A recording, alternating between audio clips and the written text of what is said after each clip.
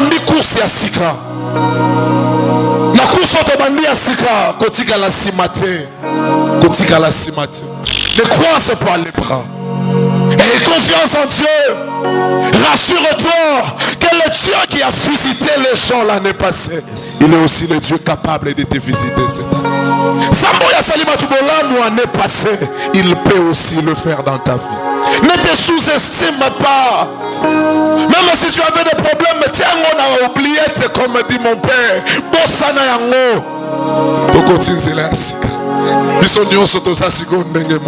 C'est possible que l'Éternel Dieu change ton histoire. Pendant que papa tu peux encore dire jusqu'ici l'Éternel Dieu m'a gardé. Jusqu'ici il a gardé ma maison. Jusqu'ici il m'a fait du bien. Papa héritier.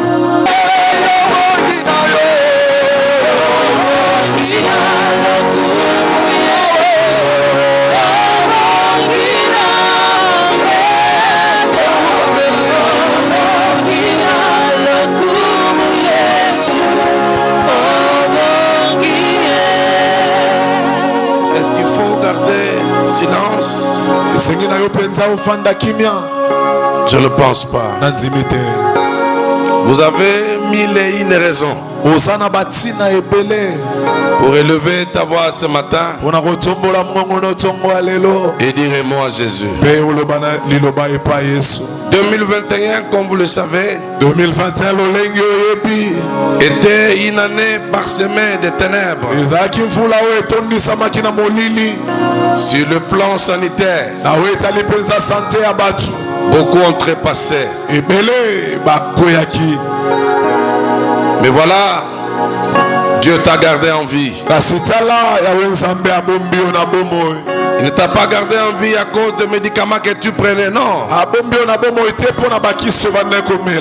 ne t'a pas gardé à cause de tes anticorps qui sont forts. Mais il t'a gardé puisqu'il a encore affaire avec toi. Il y a des choses qu'il t'a promis qu'il n'a pas encore fait, sache qu'il va le faire. Il y a des choses que l'ennemi avait pris l'année 2021, sache que tu vas les récupérer. Élève ta voix s'il te plaît, commence à adorer ce Dieu. Si on peut nous bénir, nous conduire avec un chant que tout le monde maîtrise, s'il vous plaît. Alléluia. Jéhovah, Jéhovah.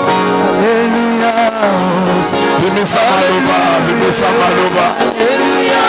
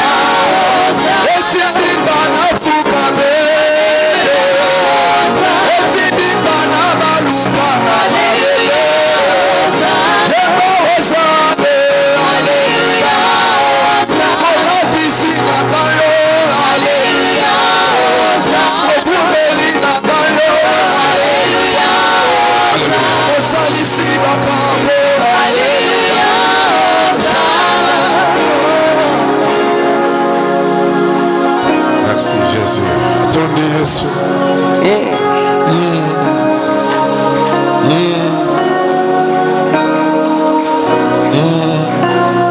Bien-aimé, tu dois savoir que pendant que je parle, il y a des corps qu'on a entassés dans le frigo de la morgue.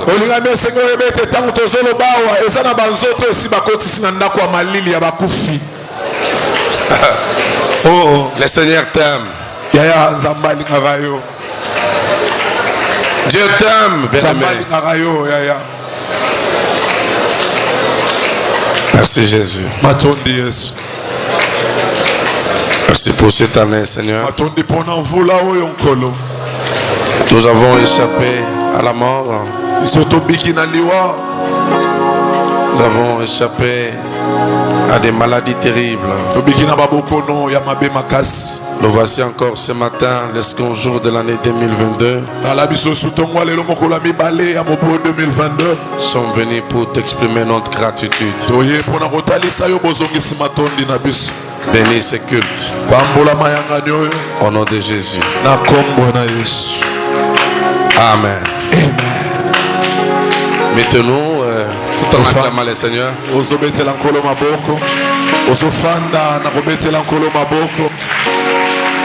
Amen.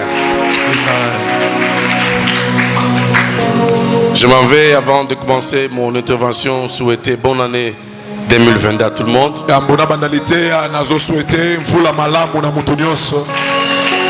Que cette année, Dieu vous accorde ce que vous n'avez pas pu gagner l'année passée. Que ça soit une année de bonne santé, une année de longue vie, une année de stabilité, une année de bonheur. Que cela vous soit fait selon votre foi. Amen. Je bénis également tous les deux chorales. Je veux dire le groupe d'adoration. J'ai été baptisé en 87, moi, votre père. À l'église Nzambe Malam. Par le main des musées Aïdi Nabal pour ceux qui les connaissent. Il était le représentant légal de l'église Nzambe Malam. On appelait dans les temps Fepako. J'ai été baptisé dans cette église à 87. J'étais tout petit. Je suis venu au pied de l'évêque en 2002. Parce que j'ai évolué dans les aumôneries universitaires.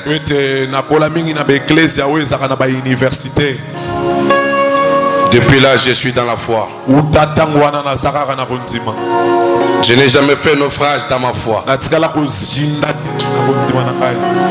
Le bien de ce monde ne m'ont pas tiré de rentrer au monde. L'argent ou le phare ne m'ont pas empêché à continuer à aimer Jésus et à les servir.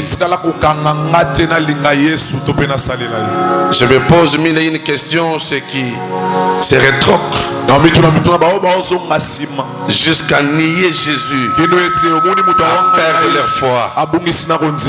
Était-il converti? C'est là qu'est-ce que je me pose. Moi, Nzamba solo apengokate. Merci. À quoi il faut se refroidir la foi. Moi ma lili ekokota. Mais kopengwa nandimite. Yes. Nandimite. Merci. Je prie bien aimé que tu comprennes que l'amour que Dieu te témoigne, tu ne peux pas les comparer avec n'importe quel amour.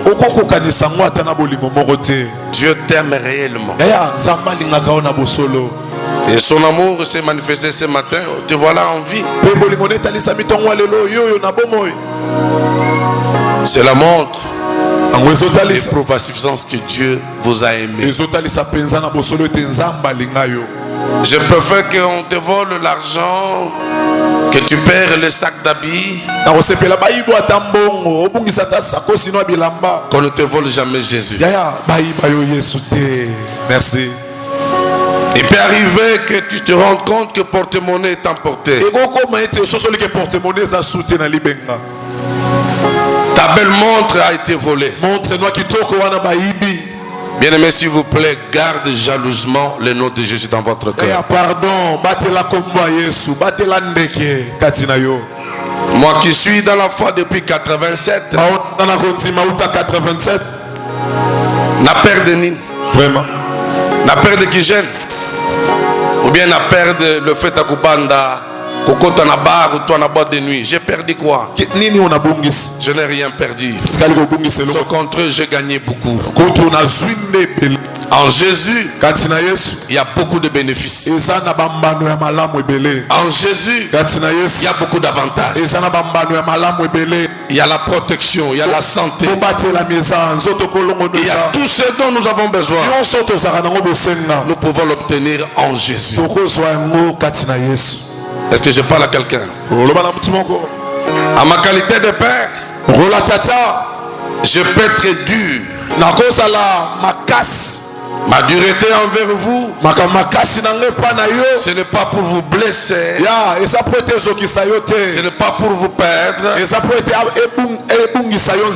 c'est pour votre salut. Un vrai père châtie. C'est pourquoi il y a un adage qui dit qui aime bien châtie bien. Je voudrais en ce deuxième jour de l'année, je n'ai pas eu suffisamment le temps la nuit pour parler. Tous ceux-là qui ont cru que Daddy a été méchant envers moi, j'aimerais vous dire que ce n'était pas de la méchanceté, c'était la dureté pour votre bien. Car la Bible déclare, c'est l'apôtre Paul qui parle aux Corinthiens. Il dit respectez vos pères. Merci. Considérez-le. Même ceux-là qui ont un caractère difficile. C'est clair? Donc, Daddy que je suis, papa, je ne suis pas votre ami et un camarade de course. Je peux avoir votre âge, ou l'âge de votre fils aîné, ou l'âge de votre fille aînée. Mais du fait que Dieu m'a établi sur toi comme père, je mérite le respect, je mérite la respectabilité, je mérite l'honneur. Si je suis père, où est l'honneur que vous me donnez? Amen. Amen. Si pour une raison ou pour une autre, vous avez été blessé par mes propos, je vous demande pardon tous devant le Seigneur. Mais ma dureté, je l'appliquerai encore cette année. Mais pour votre bien. Dis mon bien. Loba, mon bien. Mon bien, papa. Il faut avoir un père qui est dur, mais qui a l'amour. Moi, je vous aime. Vous aussi, aimez-moi. Quand tu peux te lever, ma fille. J'étais dur envers cette fille que vous voyez. Quand il est venu de là, c'est Kalemba chez Mbaya. Pour des raisons personnelles, Mbaya vivant, elle est venue ici. Elle ne faisait rien dans sa vie sans se référer à moi, son père. Elle a connu des maladies très compliquées, cette fille que vous voyez. Le pire était l'accident qu'elle avait connu sur Loufou. Elle était pourrie telle qu'elle est là. Je pèse bien mes mots. Pourri. Ce n'est pas de l'orgueil. Moi, j'ai sorti de mon argent pour la faire soigner. Papa Mbouté est témoin. Ses parents étaient là. Elle était abandonnée. J'ai sorti mon argent. On commençait à les soigner. Elle avait des plaies partout. Des plaies qui avaient pourri. Ta tête là ne fonctionnait plus bien. Sa tête. Elle avait connu un choc. Nous avons prié. Dieu l'avait rétabli. Après, il y a eu un problème, ces règles étaient bloquées pendant autant de mois. Elle pleurait pour ça. Dans un service du soir, Dieu avait déclenché un miracle. Elle avait vu ses règles. Ce n'est pas fini par là. Dieu l'a donné le mariage.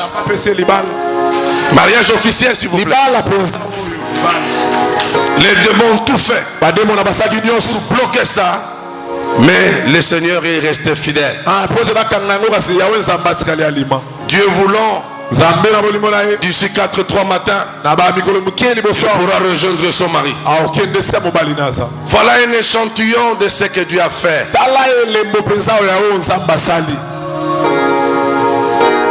Beaucoup de miracles ici. De vie restaurée au travers de celui que vous estimez être un père mauvais. Je ne suis pas mauvais. Je suis Dieu pour votre éducation. Combien de cas mettez-vous debout encore? Ils se sont mariés dans un espace de temps réduit. Qui pouvait imaginer? Plein de combats.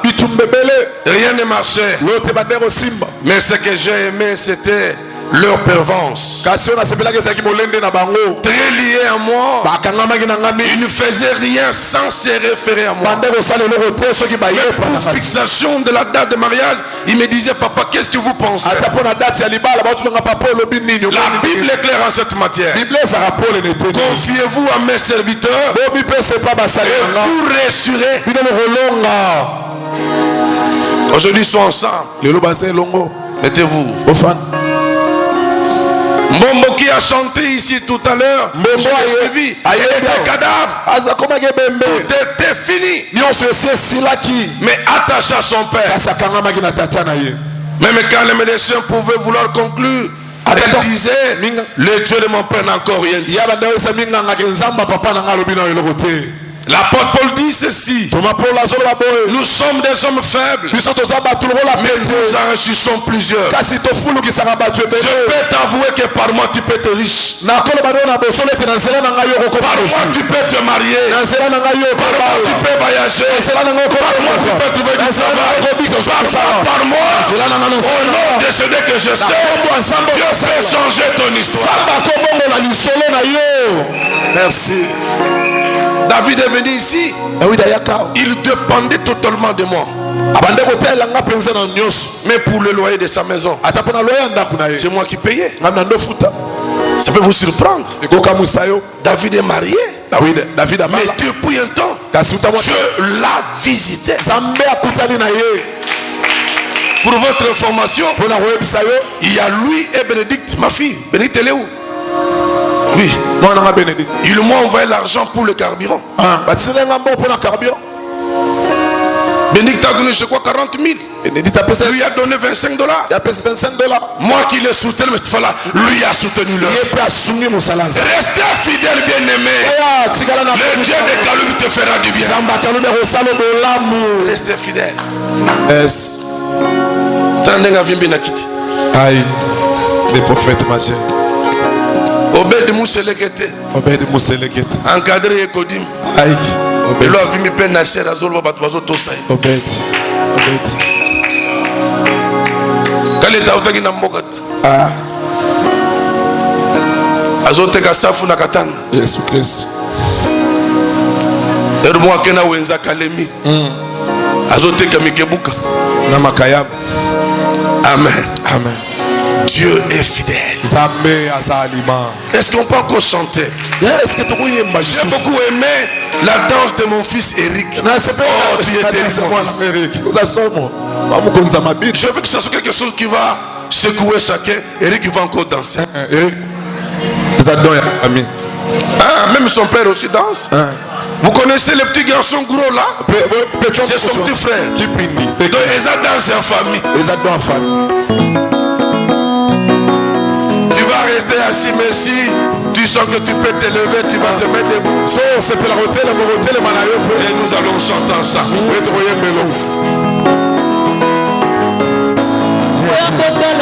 Jésus.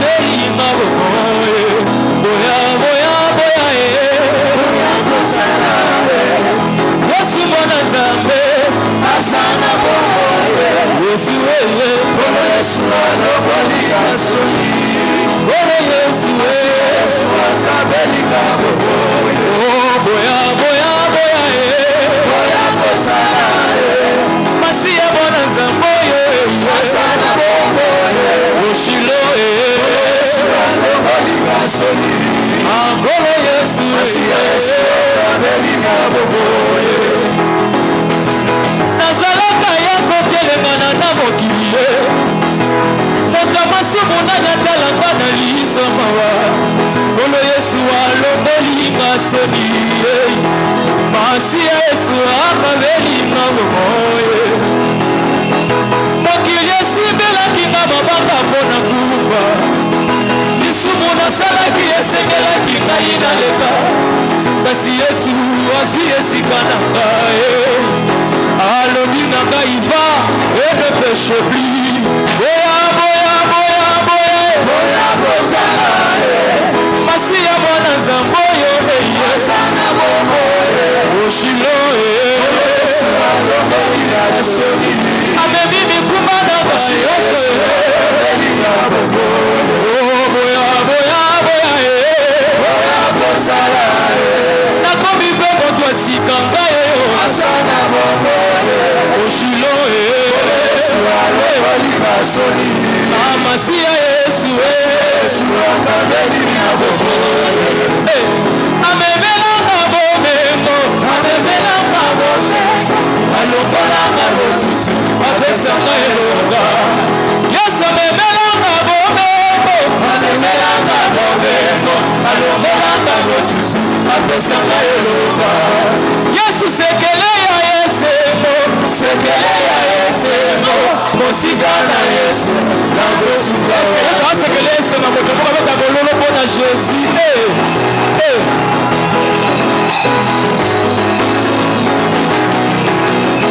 Yesu sekele ya Yesengo sekele ya Kanafi mosika na Yesu na bosuka wani bolinga Jésus yebisinga nzembo bolinga Jésus yebetisinga maboko maboko maboko maboko maboko maboko Yesu otobola tobola okabola boyine bale papa yobokanite atana kati na moto nayebi na ngolo okatisa maboko na nguya ya loboko na yo atana kufi lololo nayebi na koseka okatisa maboko na nguya ya loboko na yo awala kufi lololo nayebi na koseka ololo ololo ya bolingo na yo komosela yo leyo sibi mitema yo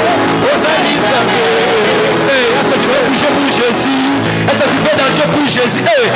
Dansez, dansez, dansez, dansez.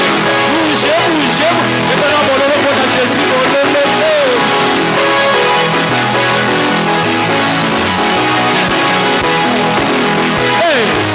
Bougez pour Jésus, bougez, bougez, bougez, bougez, bougez. Il va bien, il va bien, il va bien, il va bien, il va bien, il va bien, bougez bien, bougez bien, bougez bien, bougez bien, bougez bien, viva, viva, viva.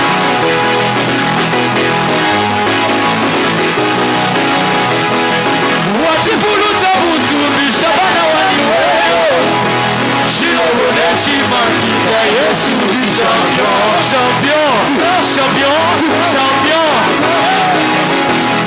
Mama shawacha mae jikumbika kujikumbira muna Yesu champion, champion, champion, champion. Nani bolongi Jésus, Jésus, Jésus, Jésus, Jésus, Jésus, Jésus.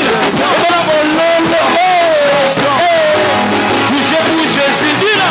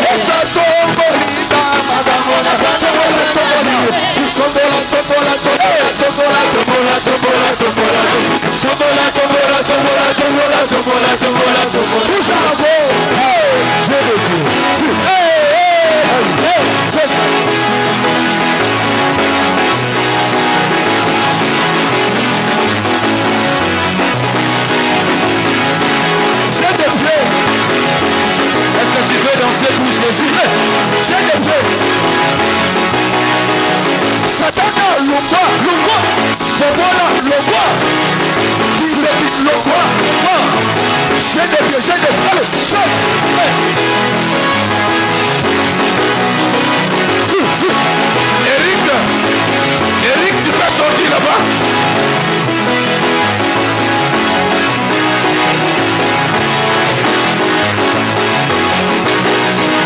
Jésus. Est-ce qu'on va acclamer Jésus? Jésus.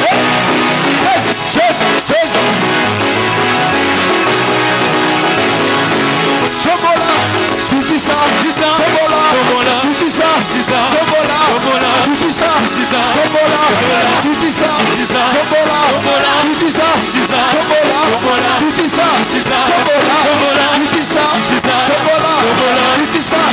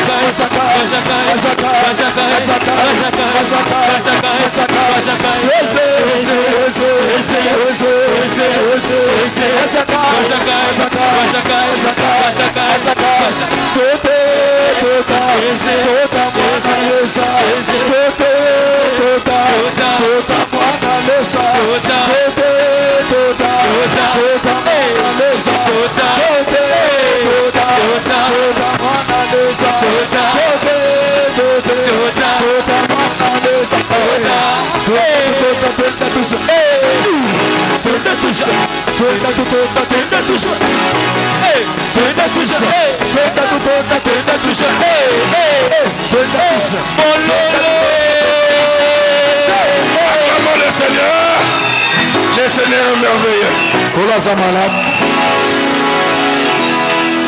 Les bouts d'hommes qui venaient de s'ajouter là, c'est son petit frère. Et les autres, ce sont ses soeurs. Donc, une famille de David qui aime danser, chanter pour le Seigneur. Soyez bénis au nom de Jésus. Je vais vous prendre quelques minutes, puis c'est un début de l'année, et puis qu'on a commencé en retard notre culte d'aujourd'hui. Je comprends, tous on a été fatigués.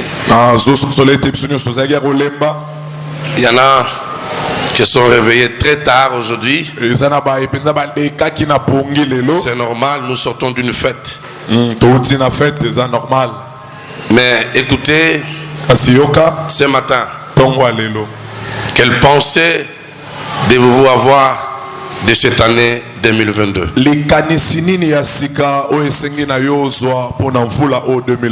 Sous quelle atmosphère, ambiance dois-tu embrasser cette année 2022?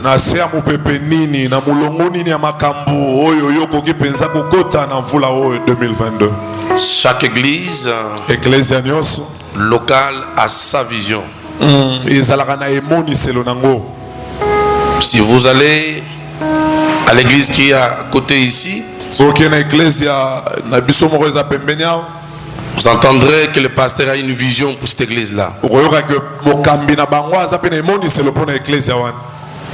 Chaque église a une manière isolée et particulière que Dieu utilise pour le conduire.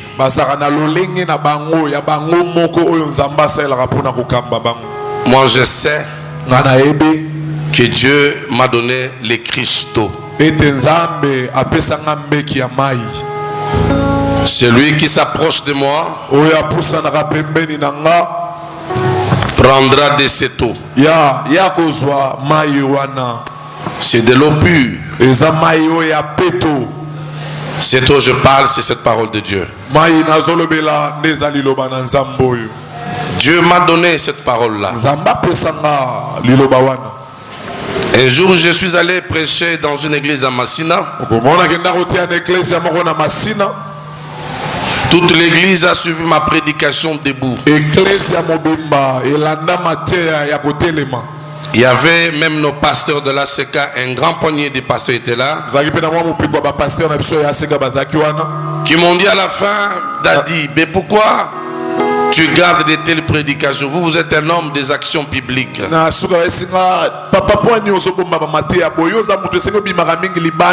Sur des terrains. Vous avez un message évangélique, un message fort. Je leur ai dit que tout dépend du moment. Beaucoup de gens, à cause de la précipitation, se sont donnés à la mort. Il y en a qui sont arrivés jusqu'à toucher au fétiche. Dans la vie, il fallait pas de temps. Ne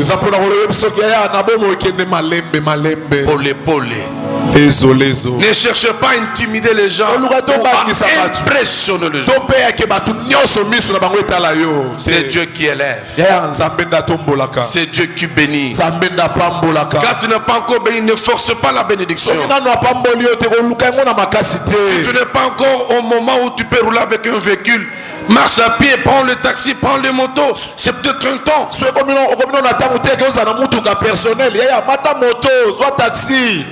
Tu vas te battre, aller acheter une pave, je ne sais pas, d'un vieux véhicule abandonné à $300. Tu vas chercher le pneu, ça et là.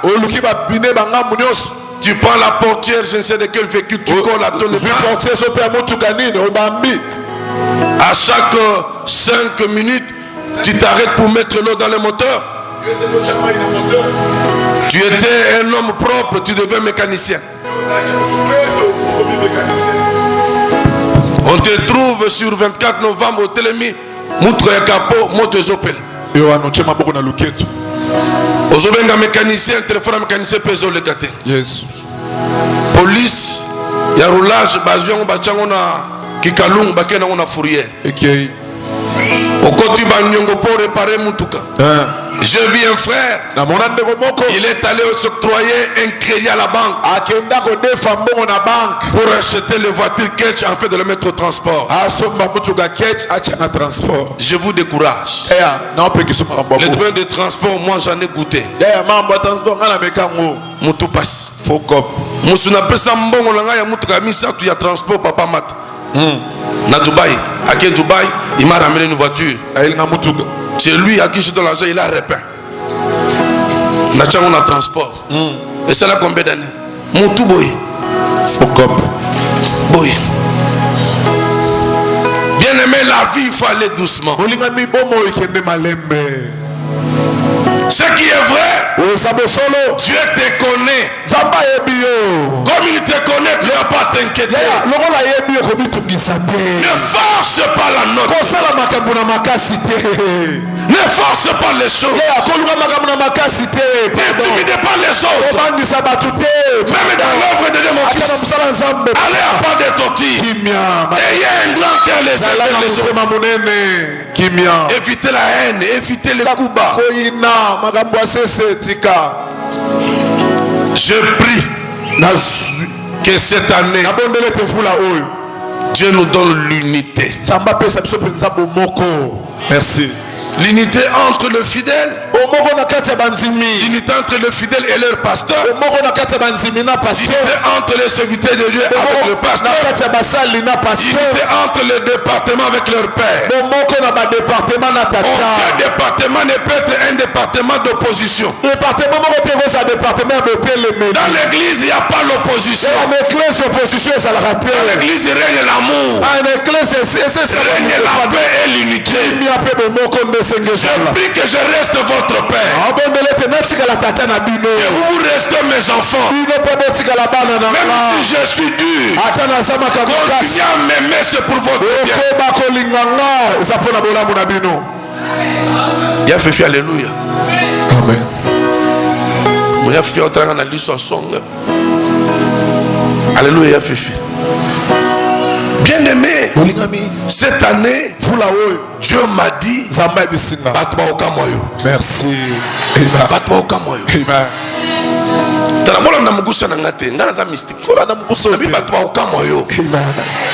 Amen. Je sais comment je marche avec mon Dieu. Et il faut avouer que beaucoup Beaucoup de restrictions que j'ai développées autour de moi, c'est pour votre intérêt. Lorsque un père spirituel commence à patauger dans la boue, surtout ça. C'est pourquoi cause la mosala nzambe eza facilité. Mingi ba wela ngoma kokangote. Vraiment. Omoni mosala nzambe maintenant nous posa masanga étiquette. Aïe. Nanu posa ya kindumbe sili nanu te. Vraiment. Nanu posa ya posa nanu sili te. O kamandenge nini. Musala za musala ya ba interdit. Vraiment. Eza musala ya ba interdit. Siko yo wela kangote. Maintenant omiko kakite. Vraiment. Alloué ba serviteur. Amen papa. Alloué ba serviteur. Amen papa. Ozo boudengai. Est-ce qu'on peut acclamer Jésus? Alléluia. Cette année, Dieu m'a dit, Raymond dit à mon peuple, c'est l'année de récupération. Amen. Je voudrais que l'explicatif sur récupérer soit bien interprété. Qu'est-ce que c'est récupérer en français? Récupérer en français, ça nini. Donc, la lingala disons. La lingala. Récupérer. Très bien, maman. Et loko izalaki yayo, muto yazalaki yayo, mono yazalaki yayo, mais oyeko kozoyango lusus, aux yeux le Congo lusus. Vous comprenez un peu ça? Et le Kobaboto Laki, très bien, très bien. C'est ce que Dieu va faire cette année. Dieu t'a créé pour le bonheur. Dieu t'a créé pour la stabilité. Dieu t'a créé pour le mariage. Dieu t'a créé pour faire les coins d'Avutuka. Dieu t'a créé pour avoir l'argent. Mais cette étoile a été prise. Cette étoile a été volée. Vouloir ou pas, cette année tu vas récupérer ce qu'on avait ravi. Je crois avoir prêché pendant 21 jours sur un thème autour de retard. Beaucoup de gens parmi nous ce matin, on a non seulement créé le retard dans leur vie, mais on a beaucoup volé des choses. En qualité de prédicateur, je t'annonce mon frère et ma soeur, ce que tu avais perdu, tu vas le récupérer cette année. Ce qu'on avait volé, tu vas le récupérer. Quels que soient les combats de ta famille, je donne à ceux-là qui avaient volé tes biens, ils te chercheront pour te le rendre. Ils te chercheront pour te le rendre. Ce qui est à toi, est à toi. Tu récupéreras. Tu avais récupéré, tu avais perdu ta beauté, tu vas récupérer ta beauté. Tu avais perdu la force, comme c'était le cas de Papa Daniel, affaibli par la maladie. Je l'ai vu les dernières heures quand il attendait l'opération, fatigué, désespéré. Je lui ai dit, mon Dieu sera avec toi jusque dans les blocs opératoires. C'est cet homme qui passe là. Il était très fatigué et il transpirait beaucoup. Et quand vous le regardez, vous sentez la mort. Le voir hier et le voir aujourd'hui, je bénis le Seigneur. Bien aimé, si on avait pris ta force, tu vas la récupérer au nom de Jésus. J'ai pris mon temps pour creuser les dictionnaires pour savoir de quelle manière, comment la Rousse a défini les mots récupérer ou les verbes récupérer. Récupérer veut dire retrouver ses forces. C'est ça, récupérer. Retrouver sa force. Vous qui avez perdu la force de travailler, recevez une nouvelle force au nom de Jésus. Même lorsque vous avez une bonne, il y a certains travaux que vous, maman de la maison, vous devez faire. Faire les lits, les habits de votre mari, c'est linge intime. Ce n'est pas la bonne, mais c'est à vous. C'est un repas de votre mari. Ce n'est pas la bonne qui doit faire. C'est vous, maman de la maison. Le diable t'avait affaibli pour détruire votre mariage. Recevez une nouvelle force au nom de Jésus. Que le Dieu que je prêche ce matin accorde une nouvelle force. Vous êtes marié, papa. Vous ne savez plus fonctionner correctement comme un homme. Recevez la nouvelle force au nom de Jésus. Cette puissance de maladie, que le Dieu de la Bible, le Dieu de mon alliance, donne aux uns aux autres une nouvelle force.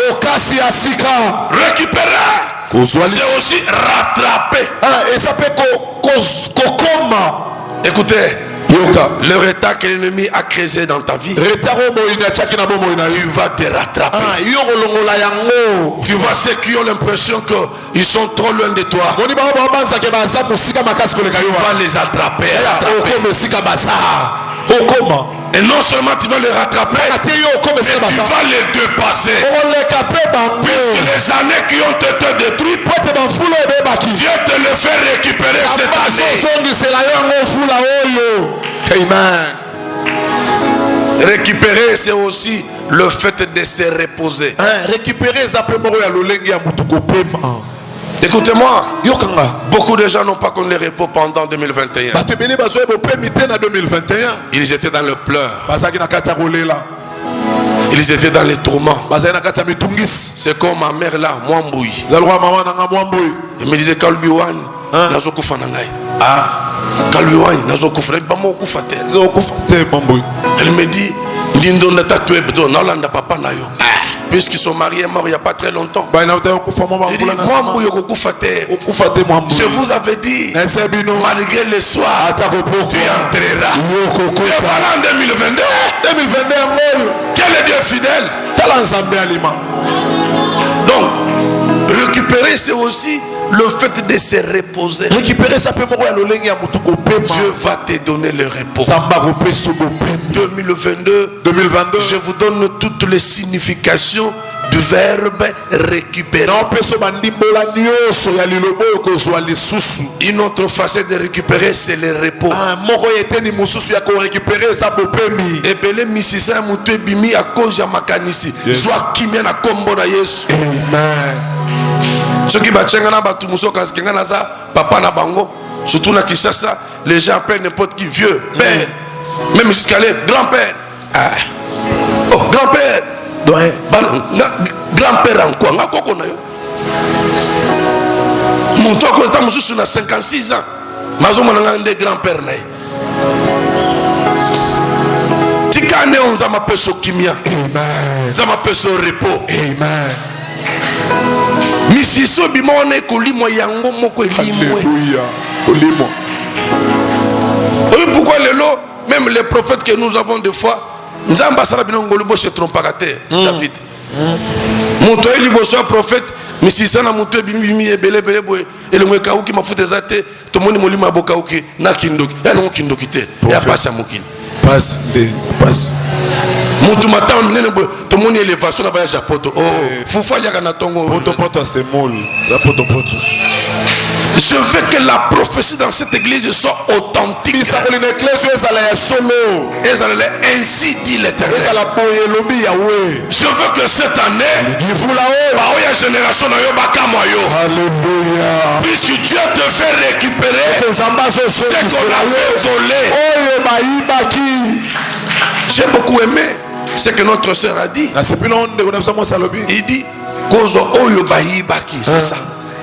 On a volé, tu récupères. Pour Pose-toi la question, qu'est-ce qu'on a volé dans ma vie? On t'a volé la paix, on t'a volé la joie, on t'a volé le ministère, on t'a volé ces ailes que tu avais pour le Seigneur. On a volé. Cette année tu vas le récupérer et tu entreras aussi dans le repos. Et aussi une autre définition pour récupérer, reprendre son souffle. Très bien. Bible dit que vous courez sans se fatiguer. Vous allez courir comme le buffle. Vous n'allez pas vous fatiguer. Tous mes enfants ici m'ont dit, mais Daddy, you are mystique. Jack Boy. Hier tu as commencé à déclarer pendant combien de temps? 55 minutes. Sans repos. J'avais une liste de déclarations. L'esprit. Et ils m'ont dit, chaque chose que tu disais, tu ne la reprenais pas. Chaque mot était unique. Et j'en ai fait pendant 55 minutes. Je tente de faire les déclarations. Mais d'où venait cette force-là? Ce coco me dit, elle a dit à son mari, papa yokangamba pema. Bon, à ce pema, papa confie sur nakokufa te ma fille eza biloko nzambe atia na michopo na nga atia na nzoto na nga nazofonse yango te. Même toi tu reprendras le souffle, tu reprendras le souffle cette année. Olembe kozala te dans ta façon de chercher Dieu, on peut se fatiguer te. Merci papa. Chaque personne à sa manière de servir. Les jours où Dieu m'a appelé, je n'étais pas à côté de mes collègues pasteurs. Même yo yo grâce bakohi bangote. Merci. Récupérer. Je disais c'est reprendre son souffle. Ou encore c'est une action de récupérer quelque chose ou quelqu'un qui a été perdu pour vous. Mais ce que j'ai aimé, je vais entendre la Bible dans quelques minutes. On dit aussi récupérer, c'est reprendre son mouvement. Ça j'ai beaucoup aimé. J'annonce que cette année, des mouvements vont reprendre. Tu faisais des mouvements de commerce. Le diable t'avait bloqué. Je devais faire les mouvements. Kinshasa Brazzaville, Kinshasa Pointe-Noire, Kinshasa Gabon, Kinshasa Chine, Kinshasa Guangzhou, Kinshasa Japon, Kinshasa Paris. Je devais faire les mouvements. Tu reprendras le mouvement de quitter la maison vers le marché. Oyozela qui kosala, on reprendre yango, on reprendre le mouvement yavina yo. Amen. Le mouvement. Batebela ba maison na bango ya ba couture kangama. Boutique na kangama. Je continue à pleurer pour un papa qui était ici, le frère Merdi. Frère Merdi. Il était à l'époque, je crois, vice-président de papa. Vice-président papa. Quand c'est la fin de l'année, il amenait des cartons de poulet ici. Ici. Il dit papa, ça c'est pour vous et les serviteurs. De lui-même. Il m'a déjà appelé un matin, il dit papa, si tu as mis le kit matinal, passe un peu à la boutique. Moi je ne suis pas un pasteur commandeur. J'aime bien me faire respecter. Lui m'appelait. Il dit comme chez toi, je vais passer. Je garde le véhicule. Il a dit tu peux entrer. J'entre. Il dit je veux que tu dises moi. Il avait une chambre froide, non, on appelle ça maison de vivre frère. Une grande boutique. Et quoi encore, beaucoup de choses. J'ai prié. Il compte comme ça un matin. $400. Il me remet. Je suis sorti. C'est comme ça que Dieu fonctionne. Mais ses frères, pendant que je parle, il a disparu l'église et tout est fermé. J'ai pris qu'il il a mené ses choses de lui-même. Il payait $100 le mois pour le loyer de l'église. Mais il s'est passé plusieurs années, il ne donnait plus rien. Quand il prend l'engagement, mais je me dis, Nzamba est souvenir à Kanisaye. Je ne sais pas là où il est, le téléphone ne passe plus. Nzamba Salengolu a zongo le mouvement, il va faire naïe. Même toi, tu reprendras tes mouvements. Reprendre tes mouvements. Mais aussi, récupérer, c'est retrouver sa possession. Retrouver sa possession. Il y avait une possession mais qu'on avait ravi. Je t'annonce si c'était les enfants qu'on avait pris par les voleurs, par l'esprit de la stérilité. Tu reprendras ta fécondité. Tu reprendras ta fécondité. On avait volé les capitales. Tu reprendras ces capitales. On avait volé ta beauté. Tu la récupéreras. On avait volé tes fiançailles. Tu vas les récupérer. Tout ce qui était possession à toi, tu vas les retrouver. Tu roulais à l'époque. Cette année, au Kozong la corroulé. Amen. Au Kozong la corroulé. Je disais à un moment donné, est-ce qu'on doit avoir seulement devant l'église un seul véhicule pour le pasteur? Non. Chérie Azab, ta voiture est là? Très bien. C'est parmi mes enfants. Même yo, il y a yo peut côté les mains. T'as la console à bloc, il y a 50 unités. Piné, c'est la 4. Il y a yo piné, oyo moulayi, oyo mukusi, musuti le kolanti. Il y a poussou. Il y a 3 pinés. Pourquoi tout le monde a que au sommet mutuka? Pour mutuka démarrer, il faut changer mon pépé na singaya. Tu es mon beau. Moteur de pelle. Pour aucun frein. Et que banda makile. Qui? Yo muku. Pompe. Moteur de 4. Toboyi modèle mitukawana. Il faut moula on la personne moyen au sombata mabele. On va nanabana. Amen. Alléluia. Merci. Il faut que Dieu nous donne le moyen. On va lire rapidement la Bible. Yes. Nous allons lire des textes rapidement. 1 Samuel chapitre 30. 1 Samuel 30. Yes. Dans le verset 1er à 4. 1 Samuel chapitre 30. À partir du premier verset, je lis la parole avec joie au nom de Jésus. Lorsque David arriva le 3e jour à Tsiklag avec ses gens, les Amalécites avaient fait une invasion dans le Midi. Et à Tsiklag, ils avaient détruit et brûlé Tsiklag. Après avoir fait prisonniers les femmes et tous ceux qui s'y trouvaient, petits et grands, ils n'avaient tué personne. Mais ils avaient tout emmené et s'étaient remis en route.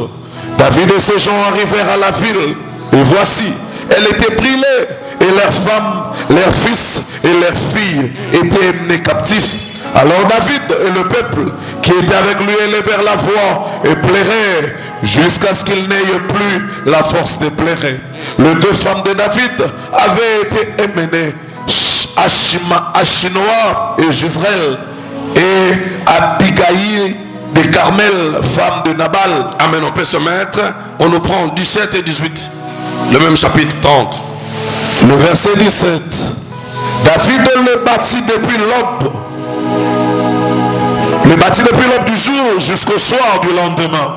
Et aucun d'eux n'échappa, excepté 400 jeunes hommes qui montèrent sur les chameaux et s'enfuirent. David sauva tout ce que les Amalécites avaient pris et il délivra aussi ces 2 femmes. Il ne leur manque à personne, ni petit, ni grand, ni fils, ni fille, ni aucune chose du butin, ni rien de ce qu'on leur avait enlevé. David ramena tout. Parole de Alléluia. Ravine ramenant tout. David a zongi si Dios. Écoutez, Yoka. pendant quelques minutes, Attends, ok. ici il était question des Amalécites qui se sont levés pour combattre Israël. Ah oui, ça qui est le Vous savez, à l'époque, ici, dans ce contexte, c'est David qui était le roi. Vous savez, même quand beaucoup de gens dans l'église échouent, ils pensent que c'est la faute du pasteur. Je vois une vidéo comment envoyer un monsieur avec une grosse pierre. Naoze la passe na bête libanga oyo. Alors il y a une promesse année sili na ngoni pelo komoko salam dans bambe libanga. Oh année de Nino. Qui a vu cette vidéo là? Non, pas moi la vidéo. Asimbi libanga abeta ngo pasteur. Zélé na couloir. Alors il biso to soma mitu ko to. Oh année Nino. Année pe sili. Bien aimé. Dieu est souverain. Zamba zankumu ya nyonso. Le pasteur n'est pas le dernier décideur. Pasteur ndazara muta zo. Moi je suis un canal. Même dans ce contexte ici, le peuple a failli lapider David. Puisque le pays était pris en otage. La Bible me dit, le roi David a pris une troupe. Il a poursuivi les Amalécites. Le combat était rude. Ce qui m'intéresse, c'est après le combat, il y avait même les deux femmes de David avec le roi qui étaient aussi emportées. Pour votre information, les Juifs, dans leur coutume de judaïsme, ils pouvaient prendre plusieurs femmes. C'était la coutume. C'est comme ça ici on parle de deux femmes de David. Ta paix c'est te surprendre. C'était la coutume. Est-ce que tous les juifs sont des chrétiens? Il y a des juifs musulmans. Allez en Europe. Musulmans, Mais musulmans. Ils ne croient pas en Jésus. Il y a Jésus, ce prophète-là. Comme parmi nous les chrétiens, il y a aussi les chrétiens ramassis. Il y a aussi les chrétiens sorciers. La Bible dit même les deux femmes. David fut amené. On a fait d'elle des prisonniers de guerre. On a porté le brebis. On a porté le bien. Et le pays était dans le pleur. Mais David a posé la question à Dieu. Dois-je poursuivre? Dieu lui a dit, va. Ne faites pas une chose par motif, comment dirais-je, d'émotion. Merci.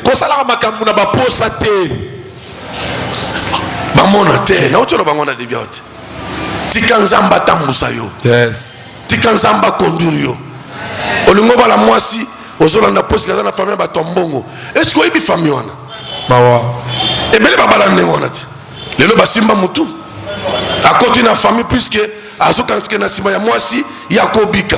Mawa. C'est comme si Nzamba na makokite ya kopambola et pas laisser mwasi aller sa bana robot dans la suite. Vraiment. Ne commettez jamais sans erreur. Pour salambeba wana te. Maman vous qui êtes ici, maman yo ça votre vous amène un fiancé. Dans moi na elo mo batalibal. Même s'il a amené une belle voiture. Ata ina mutu kitoko. Ne faut pas directement commencer à dire eh ye wana baba na kaka. Cherchez à savoir il vient d'où. Est-il réellement un enfant de Dieu? Wapi azamwa na nzambe ya solo. Mitro ya banguma paysa laka. Il y a un garçon qu'on a tué, je crois, dans la prison, je ne sais pas s'il est mort ou pas, qui cambriolait les choses, les biens, les matériels, les voitures. Jusque même a tué la propriété de la maison pour s'accaparer de ses voitures. Il a joué de ces biens-là. Il est mort. Le bien mal acquis n'est pas David a commencé à poursuivre avec les troupes pour récupérer le bien, les hommes, les femmes, les enfants, même ces femmes qui étaient capturées. Et ça que j'ai aimé, la Bible dit dans le verset 18. David sauva tout ce que les Amalécites avaient pris. Et il délivra aussi les 2 femmes.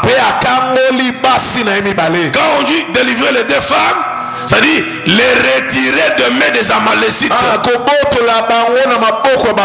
toi aussi, 2022, Dieu va te retirer de main des sorciers. 2022, la maternité qui est bloquée, Dieu le récupère pour te le rendre. Il délivra ces femmes.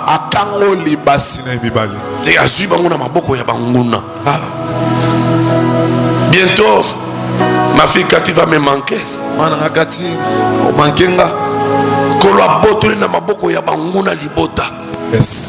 Compliqué qui m'a non Zamba fidèle. Même pour toi, Dieu restera fidèle.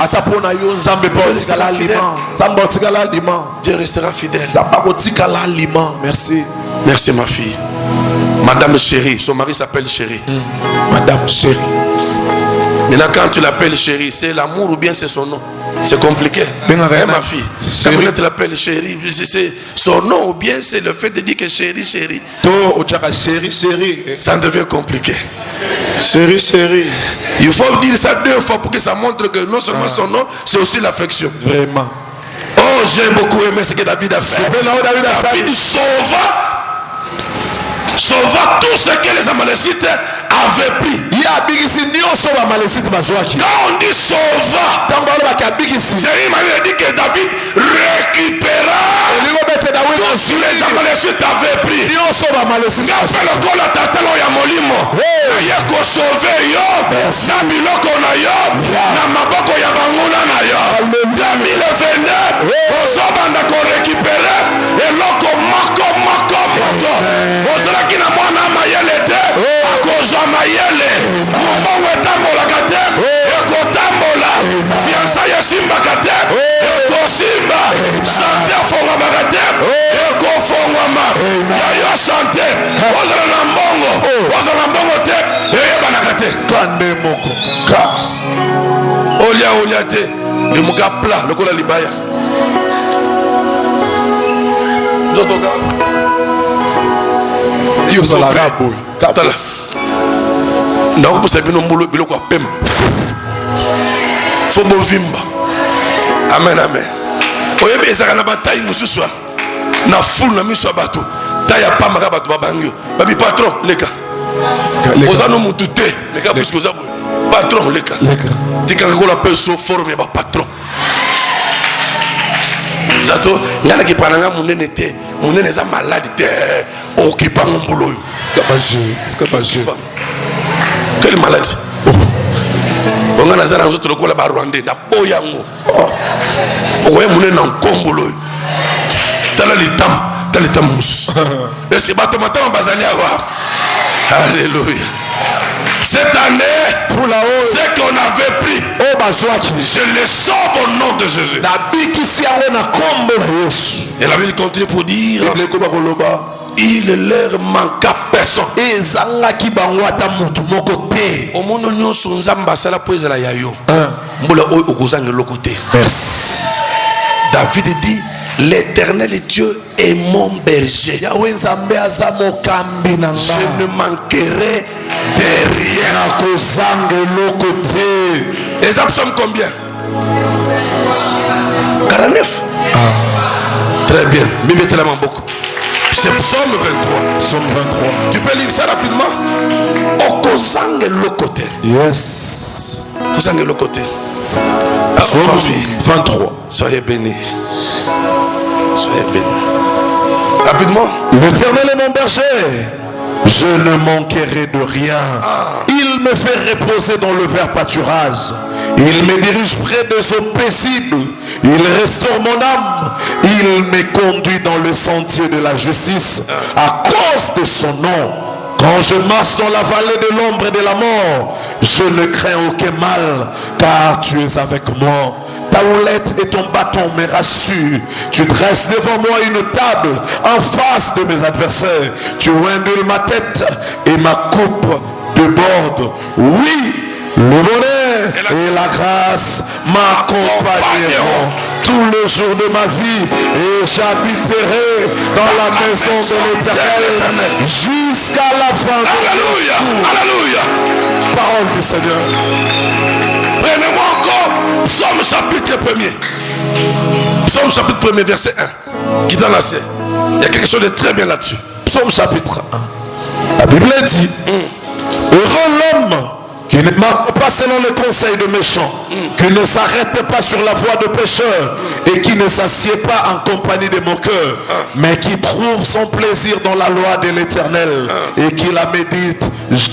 Oui, il est comme un arbre qui donne son fruit à sa saison et dont le feuillage ne se flétrit point. Tout ce qu'il fait lui réussit. Amen. Tout ce qu'il fait lui réussit. Cette année, je déclare comme ton père, tout ce qui est différent te réussira au nom de Jésus. Ton commerce réussira. Ton mariage réussira. Ta grossesse réussira. Tout ce qui est différent te réussira. Te réussira. Alléluia. Te réussira. Et je prie que Dieu t'amène vers près d'un courant d'eau. Le courant d'eau, c'est un endroit où l'arbre ne sait pas se sécher. Je prie que Dieu t'amène peu à peu vers les députés, vers les cabinets de ministres, vers les gouvernements, vers les grandes personnes, vers les grandes mamans.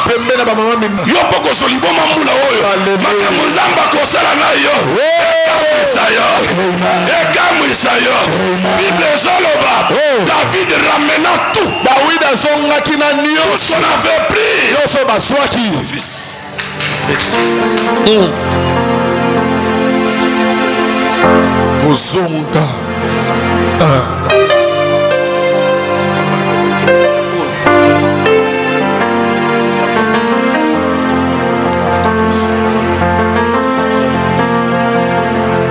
Est-ce qu'on peut acclamer Jésus? Je m'en vais terminer. Il ne manqua personne, ni petit, ni grand, ni fils, ni fille, ni aucune chose. Rien de ce qui leur avait été enlevé. David ramenant tout. 2021 et sans ayonion ce soir. Amen. Il y a une de mes filles qui est ici. Pour des raisons de discrétion, Pentiro Yenda Salian. Nengomonia Babongisa. Esaïe. Tout le col là-bas. Mituya Bamakaku. Babuki Bukiam. Basalik Trepsage. Bache Mastic. Ba renforcer couleur aux mono. Yeah. Papa, c'est que ton Dieu m'a fait. À côté de la bureau, la mémoire n'a ni sous. Au Tchobela, il n'y a pas longtemps. Papa, c'est que ton Dieu m'a fait. Et au Lekelanga. Patron Nanga, société Kangama. A Bengal, la partie à Poto. À l'Opina Zozonga. Yondo Kozalamu. Makamono. Même Yopé, il y a Yopé Zosé quoi. Alléluia. Il y a Yopé Zosé quoi. Yes. Voilà. Ce qui est le beau à 20, 40, pourquoi même pas toute l'église. Tout le monde qui a peinture, où est la panier. Non, papa, c'est moi. Non, non. On va dire qu'on soit là, puisque il y a une grosse yélingasal. Ah, ma belle, tu es à toi, pas si caca. Baton n'a pas si. Osez là, là. Tobo y passe dans ce qu'on a dans la combe, là, yes. Tobo y a mon. Proposer église ya ba riche. Tikambula onction ya mbongo elanda yo. Onction ya japoto elanda yo. Onction ya franc congolais elanda yo. Onction ya bakabelo ya sherpe elanda yo. Okangi suka maboko Petro. Et comme Petro obi suka maboko na lembio, obeti mwa kabelo na yo. Vraiment. Et à biloko nzamba tche pour na passage na biso na mokili. Ngalera na pondu na niti bloniti ba misuni. Malade. Na kovimba motema pamba. Kosu. Entre nous. Kobanda mbule banditi ndenge silia. Banani depuis année bandi balé comme son trop.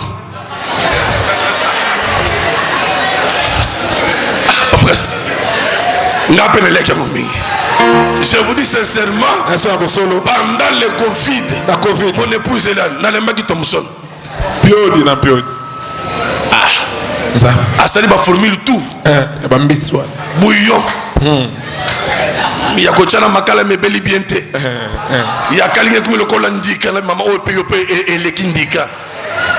Oh, tenez, ils ont changé bagou. Bien aimé, cette année, Basala Yongolu, Ozange Lokote, Ozange Lokote, Nakuna Zanga Fufute, Ezanga Mafute, Bana Bazanga Monga Mapate, Milikina Nakuna Zangate, Sugali Pezangate, Onade, Jésus, Alléluia. David ramena tout. David a zongi na nyonso. Pour terminer, Soit Genèse chapitre 14. Soit qu'à verset 8 qui est à moi c'est. Genèse 14.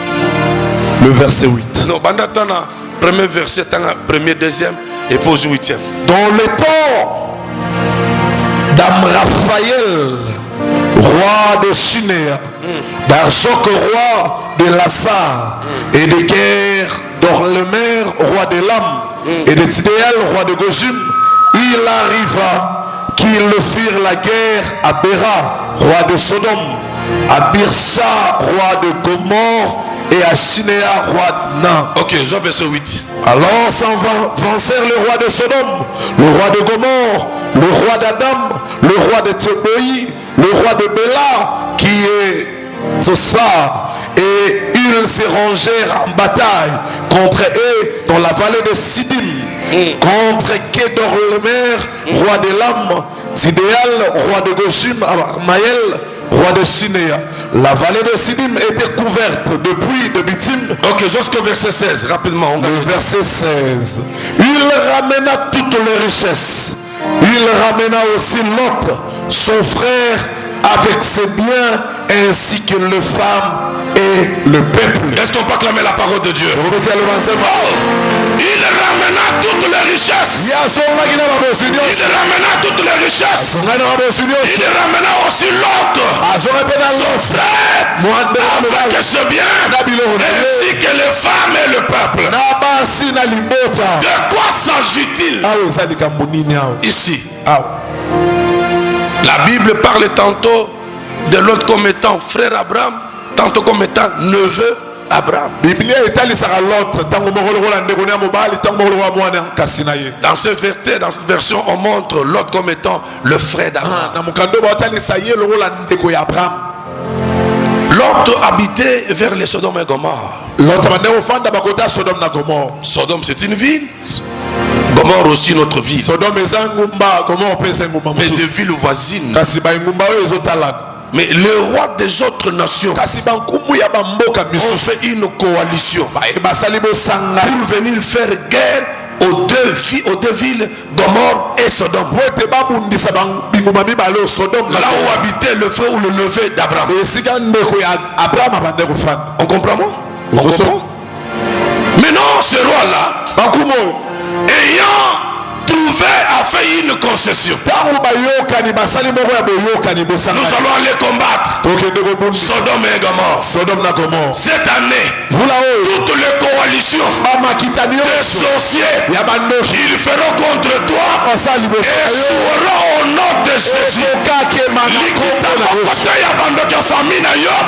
ekokota na ndako na yo bakosala makita makita kozongela bango bakosala makita ekoesue totalement yoza mwana bilaka bilaka no eza nini yo semelo somba mutuka esili bana yo babala mabala ya bien libala okoti mbula kozala ya pasi te eza pe libala ya esengo ya olali na kimia olamuki mpe na kimia mombongo kosala mombongo ya pasi te ya poko ekoki otangi mpe mbongo oseki okumisi nzambe. Alléluia. Tout le temps ce sont des pleurs. Tout le temps na perte bayebinga mbongo moyibi moko abendinga sake mwana kutu akataki motema nzambe kanda bikisi ye te tu oyo nzambe apesa repos vraiment nazwaki zemi me esopai nango papa te toboyi zemi ya mbala oyo soki ekangami ekoma jusqu'à terme. Amen. Je parle pour ceux qui sont mariés. Alors bah pour la babali mobali te fiancé te papa nanga nazwaki zemi ya nini nakofia kolo film yaka longa na bureau komonde na osala nakosima na yo na fetus wana na kango na mutu oyo eza prophétique c'est que kake kobetela yo fetus wana kopanza na bongo. Amen. Est-ce que bana bilaka bazali awa mbula oyo bilaka na yo ekokokisama?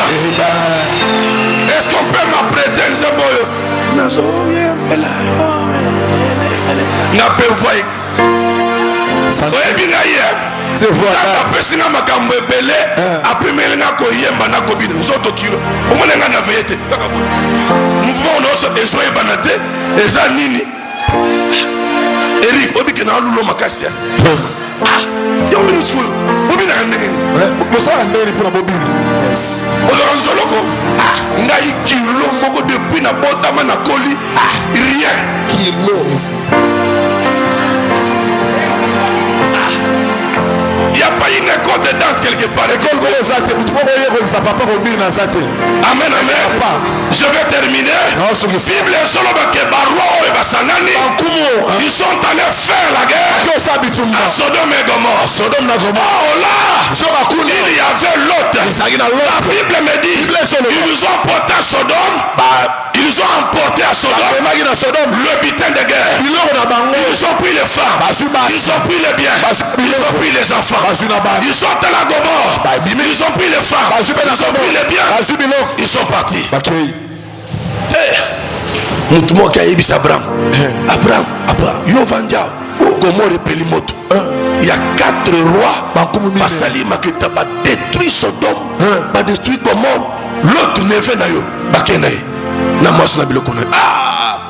Abraham atomboki abiko salamate na ulinga mbolo nzamba silika contre bayini na yo. Amen. Nzamba silika contre bayini na yo. Amen. Nzamba zanga kimya pona tina na yo. Amen. Tous ceux qui t'ont fait la guerre cette année cette année Dieu les confondra. La Bible me dit Abraham a poursuivi lui et ses troupes. Na vie kozala yuma yuma te vraiment biloko ebung zambe moko ayebi kaka zambe kaka telema vraiment bunda bitumba mais comment namona na kine out moi yanki mo babotole mumi atikala kapkimia na bare yo uzumumi nanga yo petit mumi nanga yo de fois bitumba bon appétit moumi on a bien mais on peut appeler cela un bon hôtel on peut a frapper dans nos petits moumi on a yo les misanga on a yo l'osana bou so c'est bimina mon mais appeler cela un bon walibalate pour que yesu avanda kimia pour menacer moi na mbula oyo nzamba kolanda ya yo nyonso o nyonso ba menasaki ko récupérer yango. Merci. La Bible me dit pour dire Abraham, il ramena toutes les richesses. Il ramena aussi Lot, son frère, avec ses biens, ainsi que les femmes et le peuple. Parole de l'Éternel.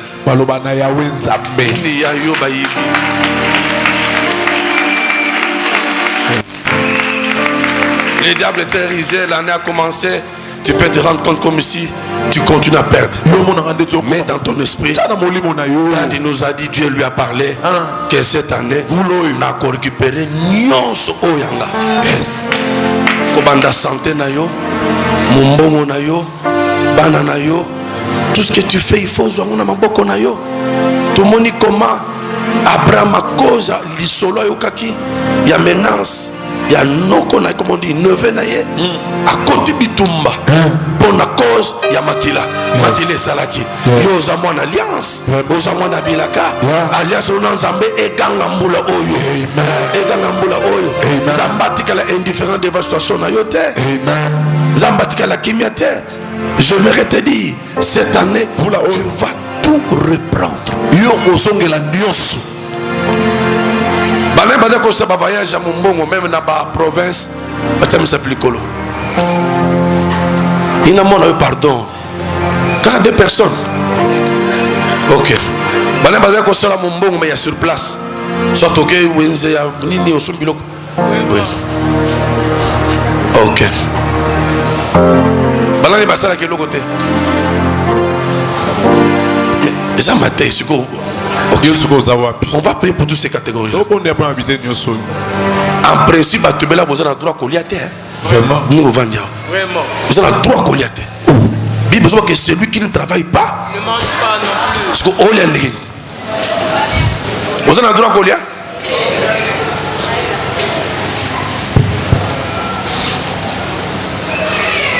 Il faut bouger.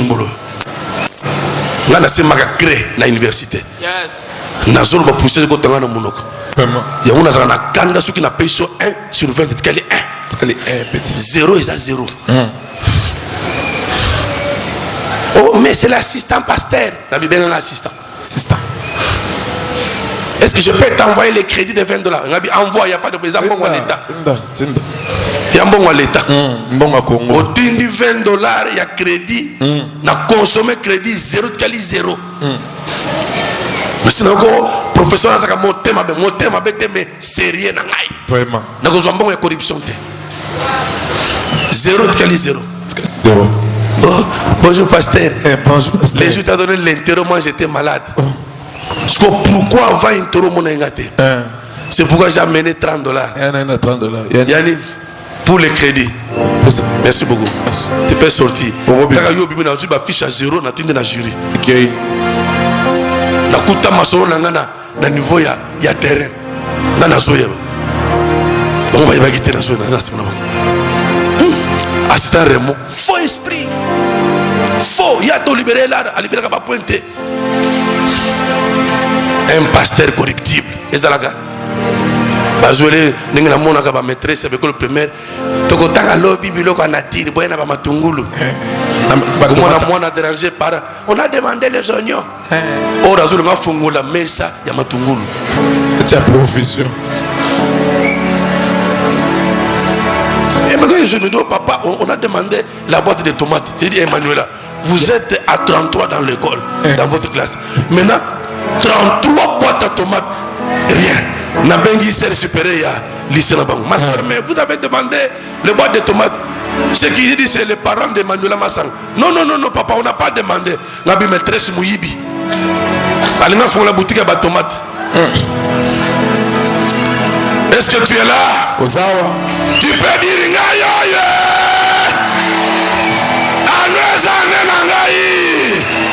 les années de récupération n'a récupéré nyonso ya ngai au nom de Jésus. Alléluia.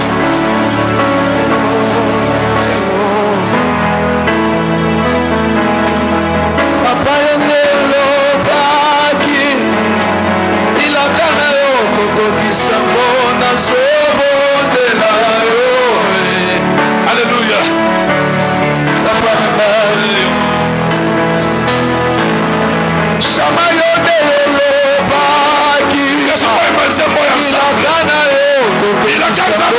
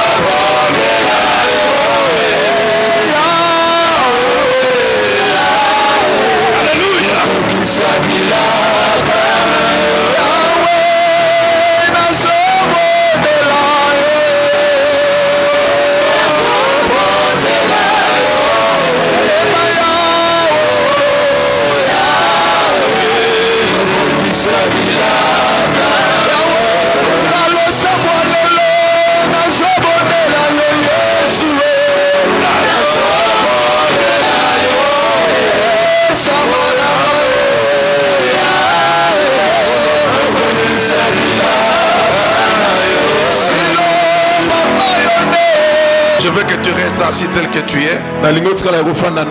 Nous sommes le deuxième jour de l'année 2022. Tu es passé ici depuis un temps devant les prophètes. Ils ont parlé de la part du Seigneur. On te voit être un homme béni, une femme bénie. On te voit marié, on voit l'argent, on voit le voyage. L'année est finie. Tu n'as rien eu. Mais Dieu te dit ce matin que le 22 tu vas récupérer. 2022 c'est que tu vas recevoir et reprendre ce que l'année passée avait pris. Donc en d'autres termes, c'est que tu es une fille de promesses. Tu es un fils de promesses. Dis à Dieu, tu m'as dit. Je veux que cette année, Seigneur, tu accomplisses tes promesses dans ma vie. Quand la conscience de toi, tu lèves ta voix et tu demandes à Dieu ces choses. Alléluia. Oh, tombe la maloba, bien-aimé.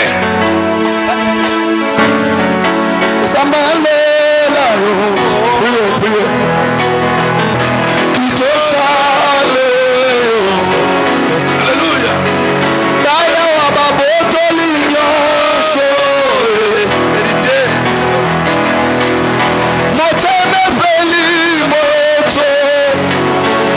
Alléluia.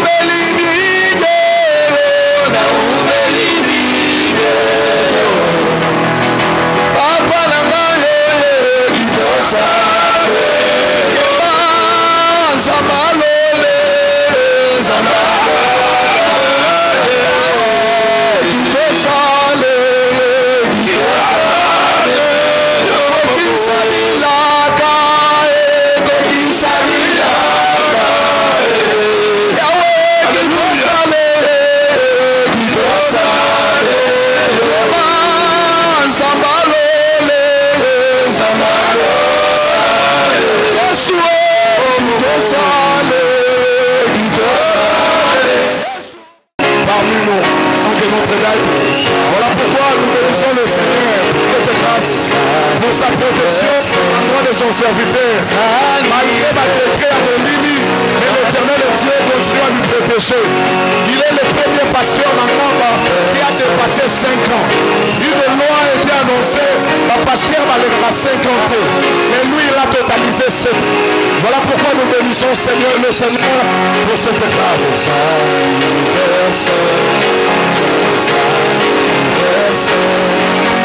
Joyeux anniversaire, papa. Joyeux anniversaire. Merci. Surprise. Ça, c'est une belle surprise. Surprise. Mauvaise surprise. Surprise. Soyez bénis. Ce n'est pas vrai. Je ne me rendais pas compte. Vraiment. Aujourd'hui, tu disais 7 ans. Yes. Merci mes enfants pour cette belle surprise. Et si nous en avons totalisé sa cause du Seigneur, ce n'est pas par notre force. Même Comme l'an 2022, ce n'est pas facile. N'a pas mal vraiment pour na papa ou na zala makolo na ye. Le pasteur Raymond Kaloubi, aza vraiment papa pour nanga. À part que le pasteur aza papa, tant que le bébé te menzamba sali ebele. Ce qui naza ou naza lelo, c'est le Dieu de mon père. Ce qui naza vivre, naza na souffle de vie, c'est le Dieu de mon père. Nzambe wana zunga loin azunga dans le néant. Yango na pesi merci. Merci beaucoup. Merci papa. Na lingio mingi papa nzamba pambola yo. Apesa yo lisusu connaissance ya parole de Dieu. Nzambe ya bakisa mikolo et pa na yo. La protection na yo. Je t'aime beaucoup papa. Pour naba na nzambe tout bazolanda biso lelo les deux. Na MC bino boya epa ya nzambe. Nzambe ya ba ofela atika kabangote. Soki na yebi soki na zongisi image ya film na ngai. Esika nzambe wana zwa ngai. Même bato bazolanda nga lelo ba oyeba ngai te. Mais nzambe azunga dans les néants. Soko kangami na nzambe. Nzamba ko sala yo flamme de feu. Nzamba ko tombola yo devant bato nyonso. Na bengi bino boya epa na nzambe bokozala jamais déçu. Nazoloba na nzamba Kaloubi Maxinano. Maxine nzamba komisi biso na mokolo alelo vraiment ezalaki pasi. Mais na nzela papa Raymond tokomi mokolo alelo nzamba komisi biso mokolo alelo to pesi Maxi. Na nzela nzamba papa Raymond na nzela alliance na ye ba témoignage Jézébel ya koloba papa. Netini. Nete o besama na ndako nanga papa nazaki kobungisa mbongo na ndako. Bongo munga kanga mokete papa ba $1000 ba $700 tout comme moi nyoso kimi ezalaka te mais papa ke moi ayaka ebisinga mama mami ko banga te papa kota na ndako abondela na ndako nanga papa ko banda jour wana tina lelo kimi ekota mbongo ebunga kanga lisusu te na ndako na biso eloko moko te ezaki kosimba kana makolo ase papa Raymond lelo yo nakomona mwa 10 francs papa naza bayer lelo ndenge nazobona nzela papa Raymond vraiment makambo ezebela ko banzamba pambo papa tozaka na sa makolo na ye tokende sika moko te pona bao bazondima te vraiment baya bakoza desite baya baye komona pe o biso pe tomoni tokangami na ye 7 ans bazobona eza jete papa 7 ans eza bika mwa miracle penza ba o bazocha tembe baya no bameka penza ba papa na biso ndinga zosala merci papa. Bon na pesika nzambe merci parce que abateli papa na biso Raymond Kaloubi lelo kokisi 7 ans l'église a sekangaba. L'église a sekangaba oyo pono kokisa 7 ans ezaka facilité. Mais nzamba lola asali papa na biso grâce akokisi on tozo pesa nzambe merci.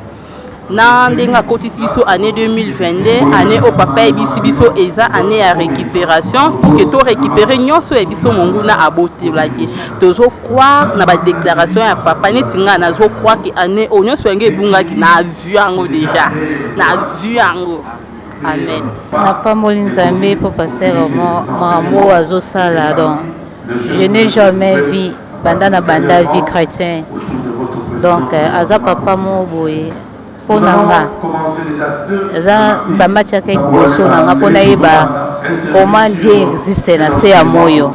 Donc naza batémoignage ebele mpe ya nio komona ebo naza bemoso ebele ya mingi ya olobi eza ebele mais je trop de moso nakatandaki mpe te ke nakomona lisusu 2022 donc ya mingi eza olobi eza ebele napena na bala merci mpona nga Zambalola apambole azala toujours mpona bayeba kozala ntina bagénération baza na se na biso bamona grâce o nzambe atie epai na ye bango mpe bazala beli etinga na témoignage na bani grâce nzambe na ye mpe mokabalisi na sala nzi grâce a nzambe na ye asali ke nazala papa merci beaucoup nzambe azala toujours na yo koba kaka makolama nzambe visite seko na seko.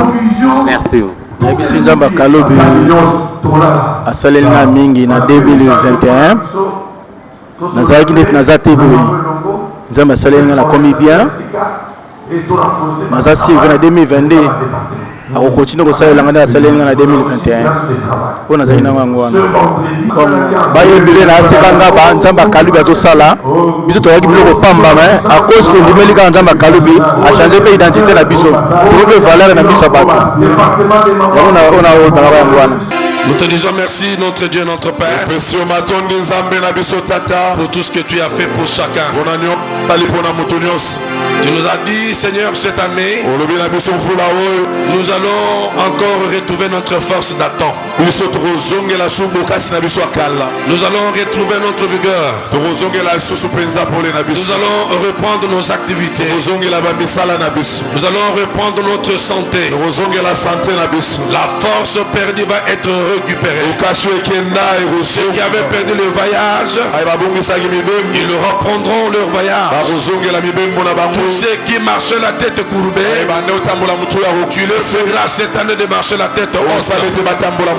Je bénis ton peuple, Père. Je bénis tout le département.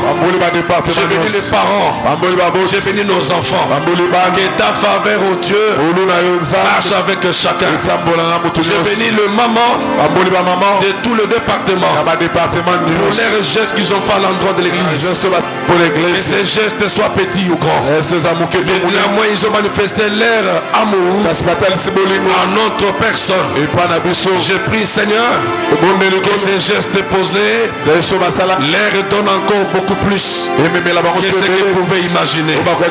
Je bénis également tous les enfants de l'école, les encadreurs. Je bénis tous les serviteurs, tous les différents groupes de musique. Sois béni au nom de Jésus. Je bénis tes enfants. Nous voulons que cette année, Père, cette église connaisse l'explosion en termes de finances, en termes d'augmentation numérique, croissance numérique. Nous voulons que cette église reste une référence pour ceux qui ne croient pas que toi tu es Dieu. Bénis le retour de chacun. Que ta grâce nous accompagne. Au nom de Jésus. Amen. Bonne année à tout le monde. En tout cas, nous remercions d'abord l'Éternel notre Dieu, celui qui est l'auteur de notre respiration. Il est l'auteur de notre existence. Il nous a soutenus pendant les moments douloureux. Le Dieu de Kaloubi nous a fait traverser une année qui était caractérisée que de tourbillons. Une année qui était caractérisée de situations désastreuses. Mais à cause de notre Dieu, le Dieu de notre Père, il a accepté de renouveler sa bonté à notre égard. Nous voici dans une nouvelle année. Et à cause aussi de ce thème important que notre Père a développé aujourd'hui, la restitution. La restitution. Donc cette année, Dieu nous a donné encore la force d'aller récupérer tout ce qu'on nous a extorqué par Satan. Qu'il soit le mariage, l'argent, le passage, nous allons le récupérer dans le nom de Jésus. J'ai saisi cette opportunité pour demander à ceux qui nous suivent de se mobiliser, de venir dans cette église à la parole. Il y a un papa qui vous parle bien, il y a une parole évangélique. Dans sa parole, il y a une puissance de la délivrance. J'invite tout le monde et je souhaite bonne année à tout le monde dans le nom de Jésus. Amen. Vraiment, n'a pas bon Nzambe ya papa nanga vraiment Kalou, Nzambe ya avec Mukuna, na makambo eleki na 2021.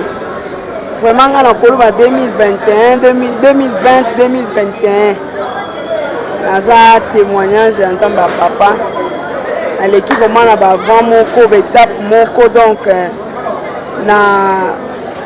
nakoka koexplike yango te grâce à nzambe ya papa vraiment naza oyo naza lelo 2021 malgré l'épidémie bacoronavirus banini ezwaki nango mpe babiso mais ntango oyoki ka nzoto malade okoka otelema te obengi papa oza wapi sala ta prière donc nzambe vraiment alongisi biso akoti biso su na 2022 tokoti na nzoto makasi tokoti bien na ndenge tokoti lisusu na babiloko na biso nyonso eki oyo babotolaki biso na 2021 tokoti nango lisusu na 2022 nakumi susu nzambe na badéclaration papa uti kosala lelo na dimanche ya lelo ke torécupere nyonso oyo ya biso oyo babotolaki biso oyo balobaki ke tokokozwa te 2021 tolelaki ezali kakolele na nkolo nyonso tokana makola papa musala papa eloko boye papa eloko boye nakumisi nzambe 2022 oyo nakoti na yango nyonso tuna récupere